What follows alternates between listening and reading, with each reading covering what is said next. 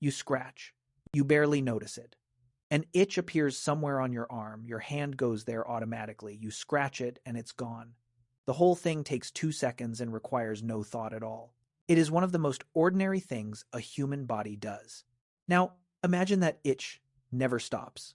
Imagine it doesn't fade after 2 seconds. Imagine it spreads night after night until it covers your hands, your wrists, your waist, the spaces between your fingers. Imagine it gets worse in the dark. So much worse that you cannot sleep and you lie awake clawing at your own skin until it bleeds. Imagine it lasts for months. Imagine it lasts for years. And imagine that nobody in your entire world knows what is causing it because the thing causing it is far too small for any human eye to see. That was the reality for almost every human being who has ever lived. For most of our history, the parasites that live on human skin were not a rare misfortune. They were a permanent condition of existence, as normal as hunger or cold. And the war our ancestors fought against them is one of the longest, most persistent, and most underappreciated battles in the human story. So what did they actually do about it? With no microscopes, no pharmacies, no idea what they were even fighting, how did ancient people treat the diseases that ate at their skin? The answer involves an object so effective that its design has barely changed in 6,000 years. A mineral that still outperforms some modern medicines and one small piece of carved ivory carrying a message that will genuinely stop you in your tracks. Let's dig in. To understand what our ancestors were up against, you first have to understand how long this war has been going on. And the answer is longer than our species. We tend to think of parasites as a symptom of dirt, of poverty, of things gone wrong. But the truth is stranger and more humbling. Certain parasites have been riding on human bodies for so long that they evolved alongside us. As our ancestors changed, their parasites changed, with them tracking our biology so closely that scientists can now read human history in the family trees of the creatures that lived on us. When our ancestors lost their body hair, lice adapted. When we invented clothing, a new kind of louse evolved specifically to live in the fabric. These creatures are not visitors. They are travel companions who have been with us since before we were fully human. And we can put dates on this. On hair recovered from ancient human remains in Brazil, researchers found louse eggs that were carbon dated to roughly 10,000 years old. In Israel, at a site called Nahal Hemar Cave near the Dead Sea, louse eggs on human hair were dated to around 9,000 years. These are not ambiguous traces. These are the actual eggs, still cemented to the actual hair of parasites that fed on a specific human being 9 or 10,000 years ago. That person scratched their head exactly as you do. And that itch has been faithfully preserved for us to find. So this was not an occasional nuisance. This was a constant, universal condition, which raises the real question of this story. What did they do about it? The first great weapon in this war was not a medicine. It was a tool, and it might be one of the most quietly important inventions in human history. The comb. Not a comb for styling hair. A comb built as a weapon. Look closely at a proper lice comb, ancient or modern, and you'll see it is a precision instrument. The teeth are set unbelievably close together, close enough to catch something the size of a sesame seed and drag it out. Many are double-sided, one side with thicker, wider teeth to untangle hair, the other with fine teeth packed tightly for the actual removal of parasites and their eggs. Here's what makes this astonishing. Archaeologists have found fine-toothed lice combs in Egypt dating back roughly 6,500 years. And when you place one of those next to a lice comb sold in a pharmacy today, they are essentially the same object. Same principle, same structure, same purpose. 6,000 years of technological progress, and we could not meaningfully improve on it. Our ancestors got the design right almost immediately, and it has never been beaten. Think about what that means. Somewhere, thousands of years ago, a person sat down with a piece of wood or bone and worked out that if you carve the teeth close enough together, you can physically strip the parasites and their eggs out of a person's hair. That is a genuinely brilliant piece of engineering arrived at without any understanding of biology, and it worked so well that it is still the frontline recommendation given to parents today. And these combs turn up everywhere archaeologists dig. In the Judean and Negev deserts of Israel at famous sites including Masada and Qumran, researchers examined 24 ancient hair combs and found lice or their eggs still trapped in 12 of them. Half. 2,000 years later, the evidence of the struggle is literally still stuck between the teeth. Some of these finds go beyond the merely interesting into the genuinely eerie. Scientists analyzing head lice recovered from Roman period wooden combs from the Dead Sea region ran DNA analysis on 24 of the individual lice. 3 of them were carrying a bacterium called Acinetobacter baumannii, which can be transmitted to humans when the louse bites and can cause fever. So we can now not only identify a parasite from 2,000 years ago, we can identify the disease that particular parasite was carrying while it fed on a particular Roman-era human being. That is the level of detail the past can give us if you know where to look. And this points at something our ancestors could not have known, which is that these creatures were never merely annoying. They were dangerous. There is a mass grave in Vilnius holding soldiers from Napoleon's army men who died during the catastrophic retreat from Moscow in 1812. Researchers sifting the grave sediment recovered body lice and DNA analysis found several of them carrying Bartonella quintana, the bacterium responsible for trench fever. Those soldiers were not only cold, starving, and exhausted. They were being infected by the parasites in their uniforms. For most of history, the itch was the symptom people noticed, and the diseases riding along with it were the part that actually killed them. But the single most remarkable object in this entire story was pulled out of the ground in central Israel at a site called Tel Lachish, and it turns everything you thought you knew about the beginnings of writing on its head. In 2016, excavators working at Lachish, under the direction of Professor Yosef Garfinkel of the Hebrew University of Jerusalem, together with Professors Michael Hazel and Martin Klingbeil, uncovered a small comb. It is tiny, only about 3.5 centimeters by 2.5. It is double-sided in the classic pattern, 6 thick teeth on one side for untangling 14 fine teeth on the other for lice. The teeth themselves had snapped off in antiquity, but their bases remain. Under a microscope, researchers found the remains of head lice still lodged between them. It is roughly 3,700 years old, and it is made of ivory from an elephant tusk, a rare and expensive imported material. Sit with that detail for a moment because it demolishes an assumption. This was not a poor person's object. Somebody wealthy, somebody important, somebody with access to luxury goods from Egypt commissioned a delousing tool out of elephant ivory. Lice did not care about status. Kings itched exactly like everyone else. But the ivory is not the astonishing part, because in December 2021, someone looked at the comb more closely and realized that its surface was inscribed. 17 tiny letters in an archaic script from the very earliest stage of the alphabet's invention. The inscription was deciphered by Dr. Daniel Vainstub of Ben-Gurion University and published in the Jerusalem Journal of Archaeology. The letters form 7 words, and those 7 words are, as far as we currently know, the oldest complete sentence ever found written in an alphabet. Not in Egypt, not in Mesopotamia, where writing systems were complex and restricted to a trained elite. This is the alphabet, the ancestor of the letters you are reading right now in one of its first full sentences. You would expect humanity's first alphabetic sentence to be something grand, a prayer to a god, the name of a king, a law, a boast, about a conquest. It says, "May this tusk root out the lice of the hair and the beard." That's it. Humanity picks up the alphabet, arguably the single most important communication technology ever invented, and the first full sentence we have found is a desperate wish for the bugs to go away. I find that almost unbearably human.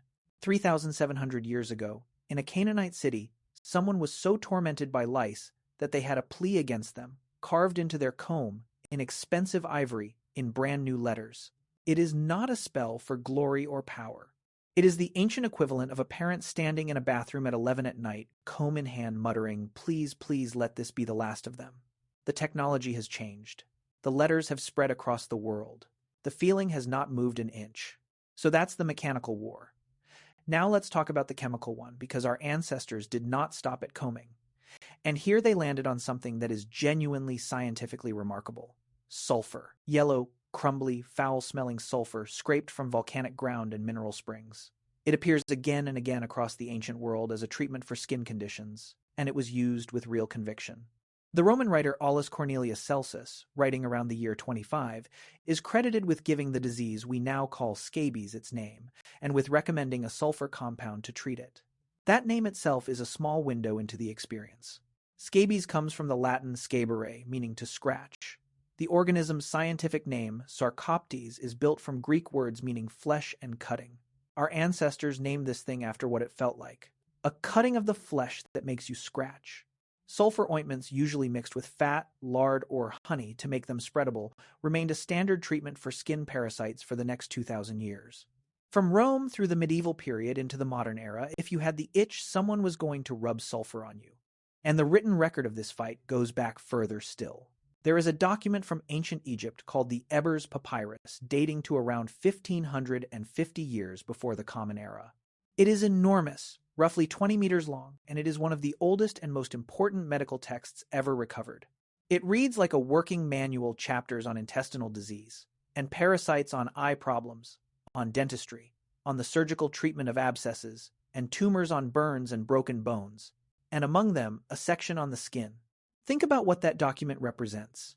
3,500 years ago, somebody sat down and compiled everything their culture knew about treating the human body, and skin disease was important enough to earn its own chapter. This was not folk knowledge muttered around a fire. It was organized, written, cataloged medicine produced by people who took the problem seriously enough to make a permanent record of it. Now, here is the part that should genuinely surprise you. That treatment works. Not in a vague folk remedy way. In a measurable clinical way. A modern study comparing treatments for scabies found that a 10% sulfur ointment performed significantly better than a 5% permethrin cream, one of the standard modern pharmaceutical treatments. Read that again. A remedy that Romans were using 2,000 years ago, dug out of the ground, outperformed a modern manufactured drug in a modern trial. This is one of the most striking facts in the whole history of medicine, and almost nobody knows it. The ancients did not stumble onto sulfur by luck and cling to it out of superstition. They found something that actually kills the parasite, and they used it correctly for 2 millennia. And sulfur was not their only chemistry. Our ancestors were surrounded by a living pharmacy, and they knew a startling amount about it. The most vivid evidence comes from a man who died in the Alps around 5,300 years ago and was preserved in ice, Ötzi the Iceman. When researchers examined what he was carrying, they found pieces of birch polypore fungus fastened to leather bands in his kit. This is not a food fungus. It is unpleasant to eat. But modern pharmacological research on this species has found evidence of antibacterial, anti-inflammatory, and importantly for our story, antiparasitic activity. In his stomach, researchers also found bracken fern, a plant used traditionally against intestinal parasites. Ötzi was, in other words, walking through the Alps carrying what appears to be a small antiparasitic medical kit 5,300 years ago. Nobody wrote him a prescription. That knowledge came from generations of watching what worked, remembering it, and passing it on. The same pattern shows up wherever you look. Sulfur from volcanic springs. Plants with genuinely active compounds used in traditional systems around the world against skin parasites. Fats and oils spread thickly over the skin, which physically smother small creatures and block their air supply. Salt, vinegar, ash, smoke, steam. Our ancestors built an entire arsenal, and a meaningful part of it was made of things that actually work. And then there was the third front in this war, which was neither tool nor medicine but behavior. Because some of the most effective things they did were simply changes in how they lived. The most dramatic example is ancient Egypt, where the elite response to head parasites was radical and permanent. They removed the habitat. Egyptian priests and many upper-class Egyptians shaved their heads and bodies, then wore wigs. If you have no hair, head lice have nowhere to live. It is an extreme solution, but it is a completely correct one, and it doubles as a reminder that our ancestors were perfectly capable of reasoning from cause to effect, even when they had the cause slightly wrong. Alongside shaving came bathing, and the ancient world took bathing seriously in a way that would surprise many people. Public baths, hot springs, and river washing were fixtures of daily life across many cultures. Clothing and bedding were boiled, beaten, aired out in the sun, or simply burned when infestation got bad. All of these are effective. Heat kills parasites and their eggs. Washing removes them. Burning ends the problem permanently. And there was one more behavioral weapon, the oldest of all, and it is the one that moves me most. Other people. Getting parasites out of your own hair is nearly impossible. You cannot see the back of your own head. You cannot comb what you cannot see. Which means that, for the entire history of our species, dealing with this problem has required somebody else to sit behind you and go through your hair section by section, hour after hour. This is not a small detail. It is a profound one. Our primate relatives spend enormous portions of their day grooming each other, and biologists have long recognized that grooming is not only about hygiene, it is about bonding. It builds and maintains relationships. It signals trust and belonging. Sitting still while another creature works through your hair requires you to be completely vulnerable to them, and doing it for someone else costs you time and energy that you give freely. So picture the reality of the ancient world. Every evening in camps and villages and cities, people sat in front of each other in the firelight working through hair with fine-toothed combs talking. That was not just pest control. That was a social ritual repeated daily for tens of thousands of years. The war against parasites may be one of the quiet reasons humans became so good at sitting close to each other and being gentle. Now I have been telling you the successes. Honesty demands the other side, and the other side is grim. Because for almost this entire story, nobody knew what was actually causing any of it. The mite that causes scabies is a fraction of a millimeter long and burrows beneath the surface of the skin. To any pre-microscope observer, there is nothing there. Just skin that itches unbearably, and no visible reason why. So people explained it the way they explained everything else. Ancient medicine generally attributed skin diseases to an imbalance of bodily fluids, or humors, to bad air, to corrupted blood. Others reached for moral explanations, and this is where the real damage was done. Visible skin disease became linked with impurity, with sin, with punishment. People with disfiguring skin conditions were across many societies, and many centuries shunned, excluded, driven out. The suffering caused by the parasite was often smaller than the suffering caused by other humans' response to it. And some of the treatments were genuinely dangerous. Alongside sulfur, the ancient and medieval pharmacy reached repeatedly for mercury applied directly to the skin in ointments. Mercury does kill parasites. It also poisons the person you put it on, and mercury poisoning attacks the nervous system, the kidneys, the mouth. For centuries, people with skin disease were treated with a substance that could damage them permanently. The cure quite often was worse than the disease. This is the honest shape of ancient medicine. Not a lost golden age of natural wisdom, and not a pit of pure ignorance either, but a mixture, some solutions that were exactly right, some that were harmless, and some that were actively poisonous, all applied without any way to tell which brings us to the moment the fog finally lifted, and to one of the more infuriating stories in the history of science. In 1687, in Italy, a young physician named Giovanni Cosimo Bonomo, working with his colleague Giacinto Sestoni, did something nobody had managed before. Using the newly available microscope, he extracted the tiny creature from the end of a burrow in a patient's skin and looked at it. He saw the mite. He watched a female laying an egg. He drew it. And then he reasoned his way to the correct conclusions with startling clarity. He worked out that the disease was contagious by direct contact. He worked out that it could spread through clothing and other objects, and that the mite could survive off a human body for some days.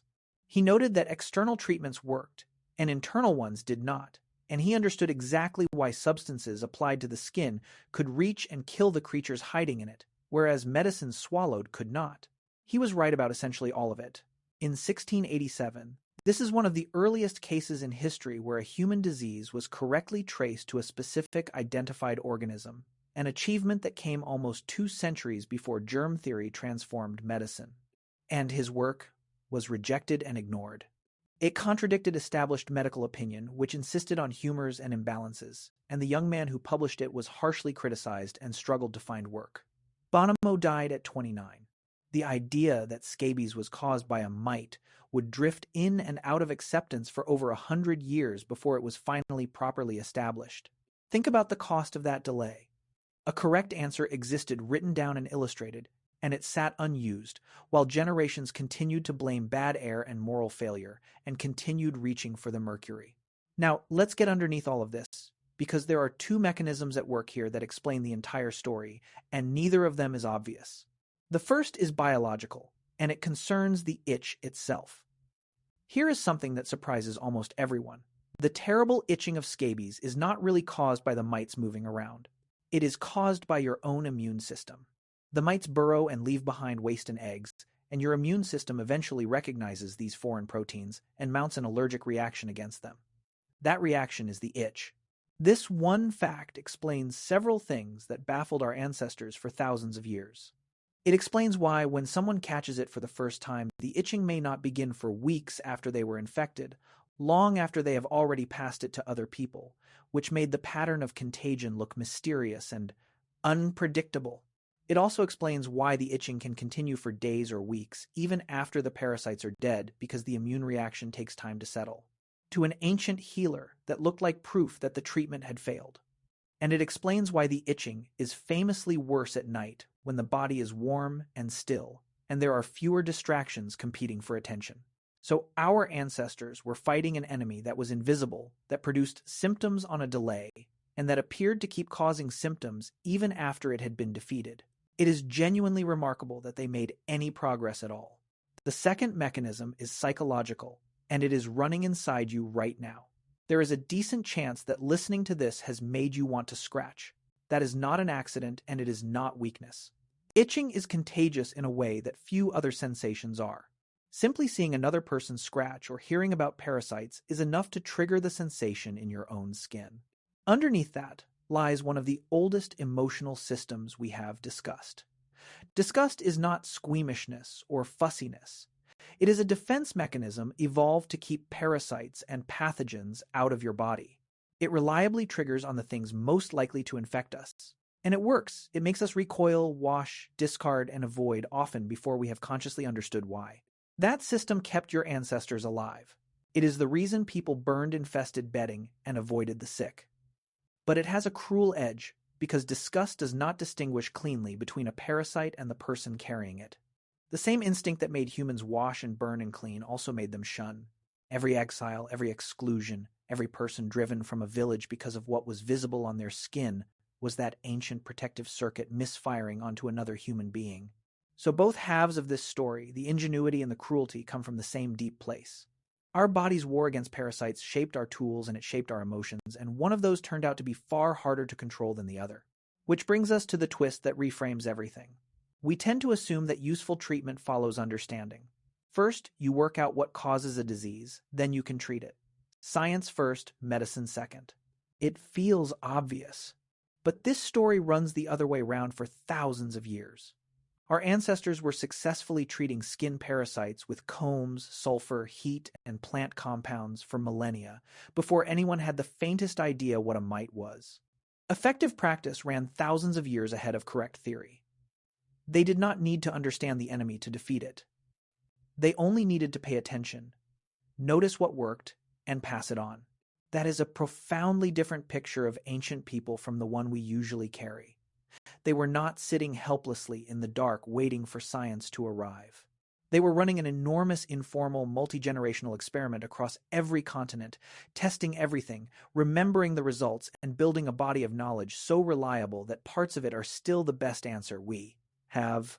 The comb design they arrived at is still what you buy today. The sulfur they scraped from volcanic ground still beat a modern cream in a modern trial. And this is not a closed chapter. Scabies is still with us, affecting hundreds of millions of people worldwide, and it is recognized as a significant global health problem concentrated among people living in crowded conditions with limited access to care. Head lice still march through schools every single year and are still met with a fine-toothed comb and a patient adult. The war is not over. It has just become invisible to those of us lucky enough to be winning it. So, think back to that person in Lachish 3,700 years ago, holding a small ivory comb. They had no idea what was in their hair. They had no idea their words would outlast their city, their language, and their entire civilization. They just wanted the itching to stop badly enough to have that wish carved into their most personal possession using letters that had only just been invented. And of everything humanity might have chosen to say first with the alphabet, that is what survived. Not a king's name, not a god's name, a plea about lice. There is something almost perfect about that. The alphabet was going to be used eventually for philosophy, for poetry, for love letters and laws and every book you have ever read. But the first full sentence we have found is about a small, stupid, universal misery that connects every human being who has ever lived. It is the most human thing that could possibly have been written. Your ancestors itched. They were tormented night after night for tens of thousands of years, and they refused to simply accept it. They carved combs, they ground sulfur, they shaved their heads, boiled their clothes, learned which plants worked, and sat behind each other in the firelight for hours picking through hair with steady hands. They fought an enemy they could not see, and they won often enough to keep going.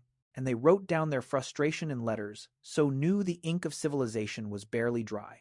You scratch, and it stops in 2 seconds, and you never think about it again. That is one of the quietest luxuries you own, and it was paid for by 6,000 years of people who were not so lucky and who never gave up trying. The itch is ancient. The wish is ancient. And somebody 3,700 years ago wrote it down for you. May this tusk root out the lice of the hair and the beard.